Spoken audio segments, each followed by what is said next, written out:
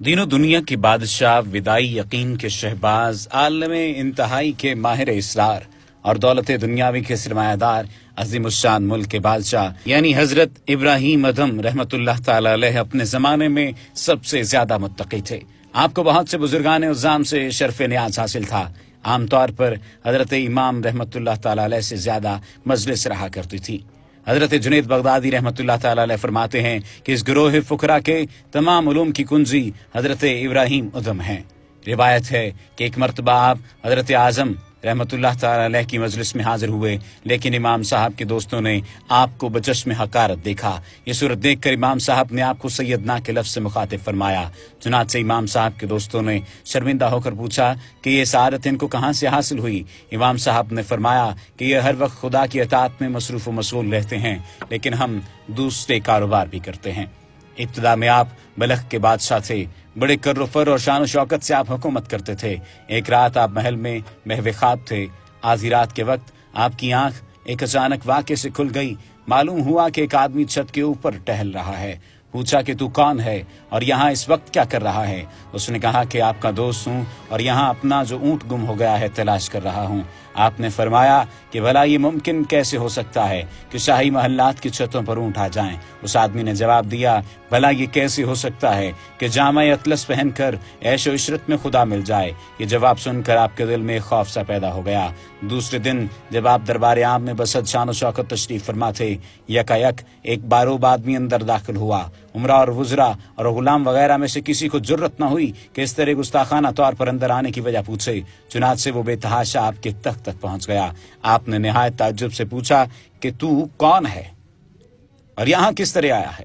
اس نے کہا، میں اس سرائے میں ذرا ٹھہرنا چاہتا ہوں۔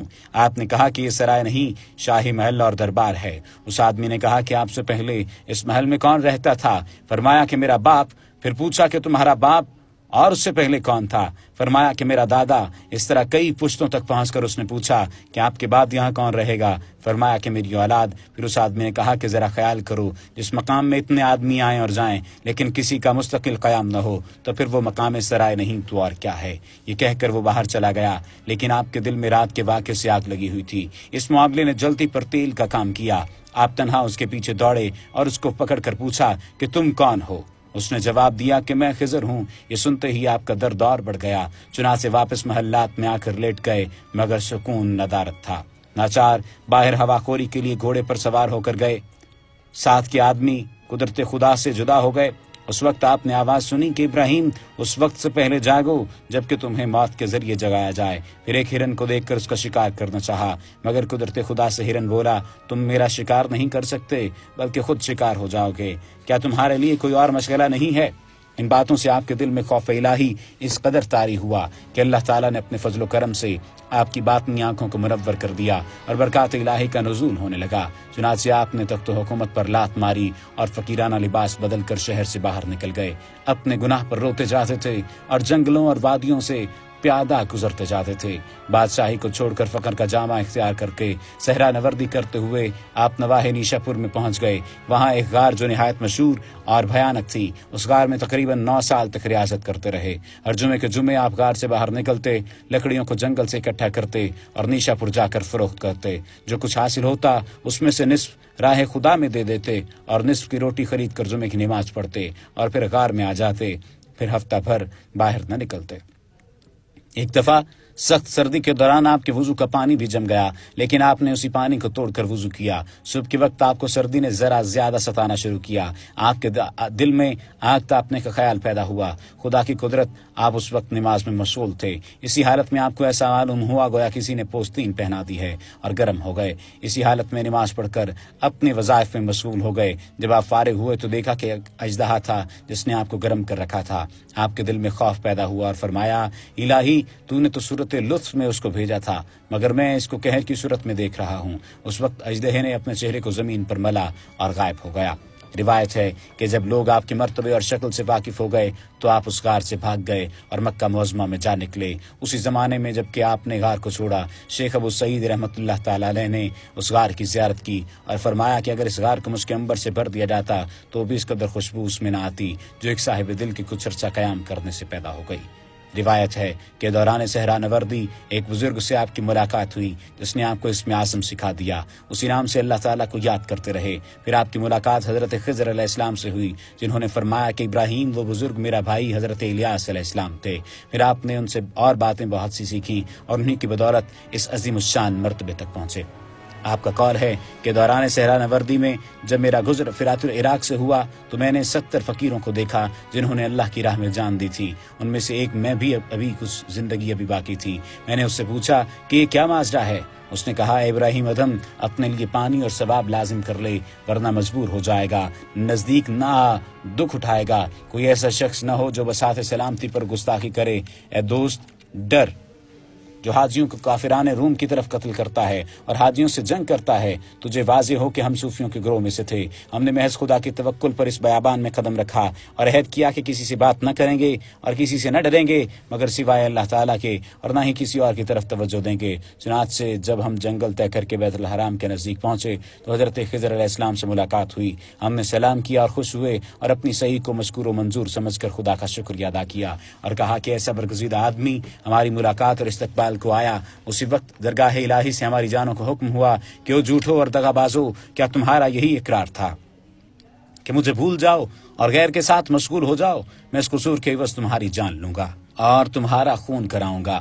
اے ابراہیم یہ سب مردے جو تمہارے سامنے ہیں اسی کے سوختہ ہیں. اگر تجھ کو بھی ایسا ہی خیال ہے تو قدم آگے رکھ ورنہ اسی جگہ سے واپس ہو جا. فرماتے ہیں کہ میں یہ ماجرا دیکھ کر حیران رہ گیا اور اس سے پوچھا کہ تم ابھی تک کیوں زندہ ہو؟ اس نے کہا میں ان کی نسبت ذرا کچا تھا، پختہ ہونے کی کوشش کر رہا ہوں. یہ کہا اور جان دے دی. نقل ہے کہ 40 سال تک آپ اسی طرح پہم گریزاری اور صحرا نوردی کرتے رہے یہاں تک کہ مکہ مکرمہ کے نزدیک پہنچے.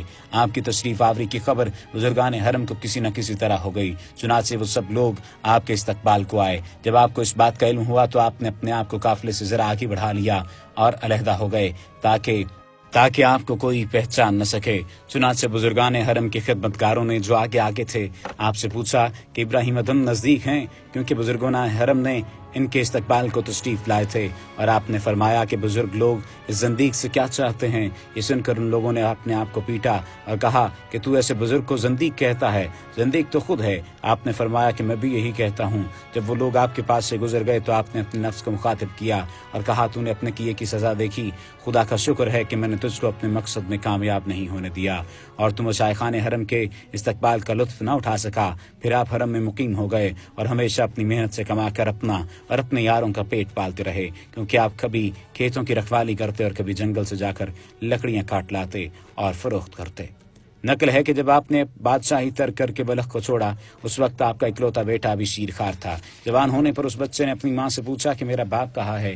ماں نے سارا حال سنا دیا اور کہا کہ تمہارا باپ سنا ہے کہ اس وقت مکہ معظمہ میں ہے. چنانچہ بیٹے نے ماں سے اجازت حاصل کر کے اعلان کیا کہ اگر کوئی شخص حج کا ارادہ رکھتا ہو تو میرے ساتھ چلے، اس کے آمد رفت کا خرچ میرے ذمہ ہوگا. اس اعلان کے ساتھ ہی تقریباً 4000 لوگوں کا ایک گروہ اکٹھا ہو گیا جن کو ہمراہ لے کر آپ کا بیٹا مکہ معظمہ پہنچا. جب باپ کے دیدار کے لیے آرزو لیے ہوئے مکہ معظمہ میں وارد ہوا تو اس نے مسجد حرام میں جا کر درویشوں سے پوچھا کیا تم ابراہیم ادم کو جانتے ہو؟ انہوں نے جواب دیا کہ ہاں وہ ہمارا شیخ ہے اور اس وقت جنگل کو گیا ہے تاکہ لکڑیاں لا کر فروخت کرے اور نہ صرف اپنی روٹی بلکہ ہماری روٹی کا بندوبست کرے. یہ سن کر آپ کا فرزند جنگل کی طرف گیا.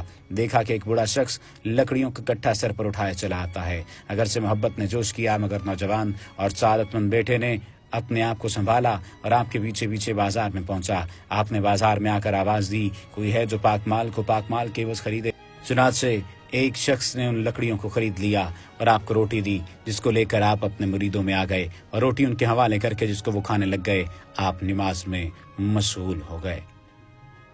چونکہ حج کا موسم شروع ہونے والا تھا، حاجیوں کی آمد شروع ہو گئی تھی، اس لیے آپ نے اپنے مریدوں کو حکم دیا کہ عورتوں اور مرد لڑکوں کی طرف نہ دیکھنا، جس کو سب نے قبول کیا مگر خدا کی قدرت. حج کے وقت طواف کعبہ مکہ مکرمہ کے دوران میں جبکہ آپ کے مرید بھی آپ کے ساتھ طواف میں مشغول تھے، آپ کا بیٹا آپ کے سامنے آ گیا جس کو آپ نے نظر بھر کر دیکھا. آپ کے مریدوں نے اس بات پر بڑا تعجب کیا. چنانچہ طواف سے فراغت کے بعد پوچھا کہ حضرت آپ نے تو ابھی ابھی ہمیں امرد لڑکوں اور عورتوں کی طرف دیکھنے سے منع فرمایا تھا، مگر آپ نے ایک بے ریش لڑکے کی طرف دیکھا۔ ہمیں اس بات پر بڑا تعجب ہوا۔ آپ نے فرمایا کہ بے شک ایسا ہوا، لیکن مجھے معلوم ہے کہ وہ لڑکا میرا بیٹا ہے، جس کو بحالت شیرخوارگی میں نے چھوڑا تھا۔ دوسرے دن آپ کے مریدوں میں سے ایک آدمی قافلہ بلخ کی طرف گیا۔ وہاں اس نے اسی لڑکے کو خیمے میں قرآن کی تلاوت کرتے ہوئے دیکھا۔ فراغت کے بعد اس نے پوچھا کہ تمہارے باپ کا کیا نام ہے؟ یہ سنتے ہی وہ لڑکا رو پڑا اور کہا کہ میں نے کل اپنے باپ کو دیکھا تھا، لیکن اس خیال سے کہ شاید وہ نہ ہو میں نے اس کو نہیں بلایا، کیونکہ ہم لوگوں سے بھاگ کر آیا ہے اور ان کا نام ابراہیم بن ادھم ہے۔ یہ سن کر اس درویش نے کہا کہ آؤ میں تمہارے باپ کی ملاقات کروا دوں۔ یہ کہہ کر وہ فقیر آپ کے بیٹے اور بیوی کو اپنے ہمراہ مسجد حرام میں لے آیا۔ جب بیٹے نے باپ کو اور بیوی نے شوہر کو دیکھا تو دونوں بے تاب ہو گئے اور دوڑ کر لپٹ گئے اور یہاں تک روئے کہ بے ہوش ہو گئے۔ اور جب لڑکے کو ہوش آئی تو پوچھا کہ تم کس مذہب پر ہو؟ بیٹے نے جواب دیا کہ اسلام پر۔ فرمایا الحمدللہ۔ پھر پوچھا کہ قرآن کو پڑھا ہے؟ بچے نے جواب دیا کہ ہاں پڑھا ہے۔ فرمایا الحمدللہ۔ پھر پوچھا کہ بیٹا تم نے کچھ علم بھی پڑھا ہے؟ بیٹے نے جواب دیا کہ ہاں پڑھا ہے۔ آپ نے فرمایا الحمدللہ۔ اسی کے بعد آپ اٹھ کھڑے ہوئے اور جانا چاہا، لیکن بچے نے نہ چھوڑا اور آپ کی بیوی نے فریاد کی۔ آپ نے اسی وقت آسمان کی طرف منہ کر کے کہا الہی اکسنی۔ اسی وقت آپ کے بیٹے نے آپ کے پہلو میں گر کر جان دے دی۔ مریدوں نے وجہ پوچھی تو فرمایا کہ جب میں بیٹے سے بغلگیر ہوا تو اس کی محبت نے جوش کیا۔ اسی وقت درگاہ خداوندی سے آواز آئی کہ دعوے محبت کے اور دوست رکھنا دوسروں کو۔ مریدوں کو وصیت کرتا ہے اور امرد لڑکوں کو دیکھتا ہے اور خود بیٹے اور بیوی کی محبت میں مشغول ہے۔ چنانچہ جب آپ نے یہ آواز سنی تو دعا کی کہ خداوند میری فریاد کو پہنچ یا میری جان لے لے یا اس کی جان لے لے۔ چنانچہ دعا اس کے حق میں قبول ہوئی۔ اگر کسی کو اس بات پر تعجب ہے تو فرمایا کہ یہ بات حضرت ابراہیم علیہ السلام سے زیادہ تعجب خیز نہیں ہے، جنہوں نے راہ حق میں بیٹے کو قربان کرنا چاہا۔ وما علینا الا البلاغ المبین۔